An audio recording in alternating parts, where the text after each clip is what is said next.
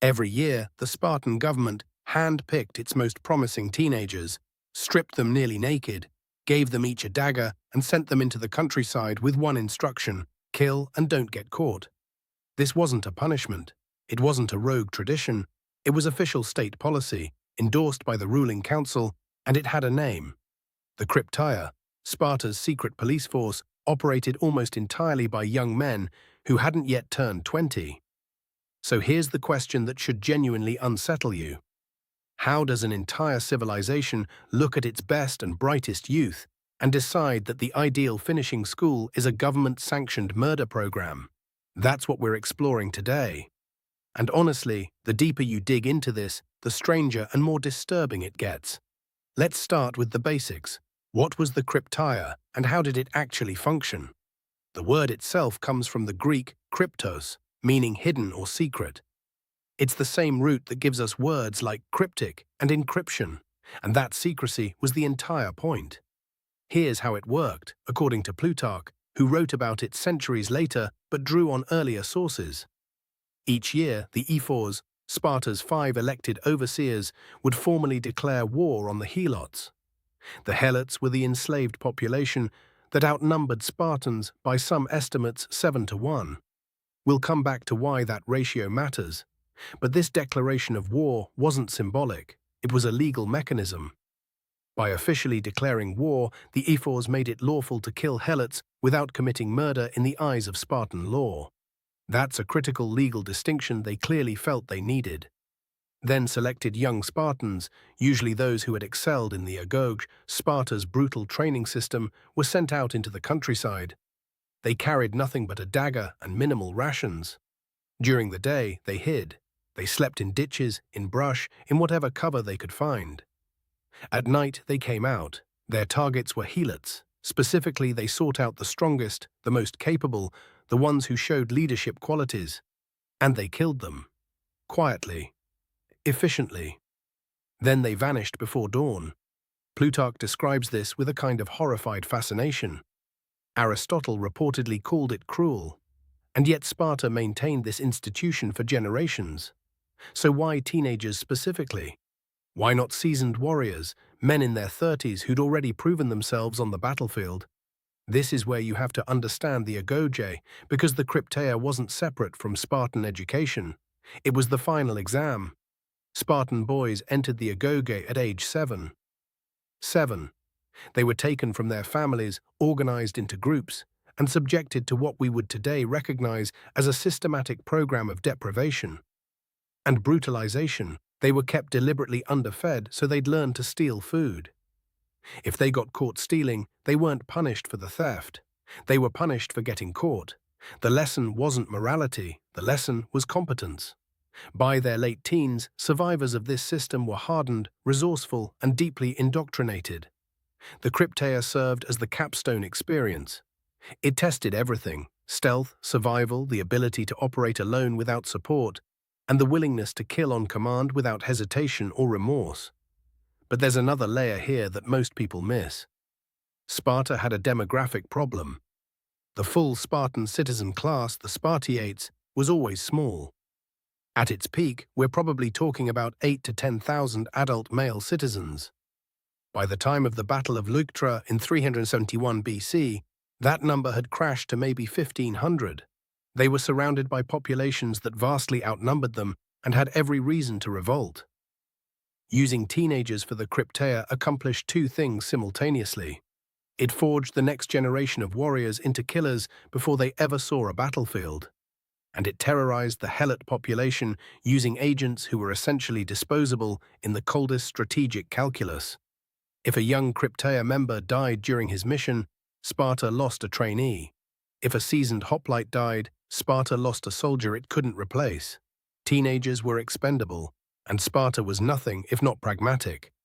This raises the next question, and it's one that completely reframes how we should think about Sparta. If the Spartans were such legendary warriors, why were they so terrified of their own slaves? The Helots weren't slaves in the way most people picture ancient slavery. They weren't purchased on a market. They were the original inhabitants of Laconia and Messenia, the regions Sparta conquered.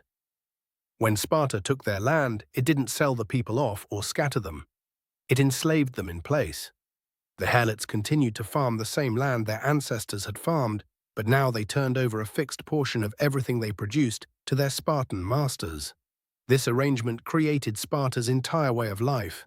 Spartan citizens didn't farm, they didn't trade, they didn't craft goods. They trained for war, full-time, from childhood until they were too old to fight. The Helots made that possible. Without Helot labor, the Spartan system collapses overnight. But here's the problem. The Helots remembered.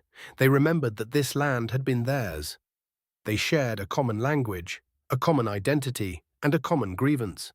They weren't a diverse population of enslaved individuals from different backgrounds with no unifying bond. They were a conquered nation, living on their own conquered soil, and they outnumbered their conquerors dramatically. Sparta experienced at least one massive Helot revolt, the famous revolt after the earthquake of 464 BC, which took years to suppress and nearly destroyed the city. The Spartans never forgot that. Every policy, every institution, every cultural practice in Sparta can be understood at least in part as a response to this existential anxiety. The Krypteia was targeted assassination designed to decapitate potential Helot resistance before it could organize. Kill the natural leaders, kill the strong ones, the brave ones, the ones other Helots might rally behind. Keep the population in a permanent state of fear. That was the strategy. Now people love comparing the Krypteia to the Purge, and it's easy to see why. Government-sanctioned violence, a designated period where killing is legal, a vulnerable underclass as the primary target, the parallels are obvious. But is the comparison actually accurate? In some ways, yes. The annual declaration of war against the Helots does echo the concept of a legally sanctioned period of violence. The targeting of a specific population that has no legal protection during this period is chillingly similar, and the underlying purpose, using violence as social control, maps directly onto the fictional premise. But in other ways, the Krypteia was something different and arguably worse. The Purge in the films is presented as chaotic. Anyone can participate. Violence goes in every direction. The Krypteia was surgical. It was selective. Trained operatives identified and eliminated specific targets chosen for their potential to be dangerous. This wasn't a pressure valve letting society blow off steam. This was a scalpel removing threats before they materialized. And unlike the Purge, which happens one night a year, the Krypteia's effects were permanent and ongoing. The terror didn't reset. Every Helot who worked in the fields knew that at any point, on any night, a shadow could detach from the darkness and end their life, and that this killing would be not only legal, but celebrated. The Lord of the Flies comparison is also telling. William Golding's novel explores what happens when young people are given absolute power with no accountability. The Krypteia did the same thing, except the Spartan state looked at that scenario and said, yes, this is good. This is exactly the training program we want. Here's a question that doesn't get asked enough. What did other Greeks think about all this? Because we sometimes talk about ancient Greece as if it were one culture, but it absolutely was not. Athens, Corinth, Thebes, Argos, these city-states had radically different values, and many of them looked at Sparta with a complicated mix of admiration and horror. Aristotle, writing from an Athenian intellectual tradition, criticized the Spartan treatment of Helots explicitly. He argued that keeping an entire population in a state of perpetual subjugation and fear created exactly the instability Sparta was trying to prevent. The cruelty didn't solve the problem. It was the problem. Plutarch, writing even later, presented the Krypteia with a tone that suggests he found it both fascinating and repellent. He wasn't endorsing it. He was documenting something he considered extreme, even by ancient standards. And that context matters because modern pop culture has built this mythology around Sparta. The 300 at Thermopylae, the warriors who never retreat, the civilization that turned war into an art form, and all of that contains grains of truth. But it leaves out the foundation that made it possible. A massive enslaved population kept in line through systematic terror, with teenagers serving as the enforcers.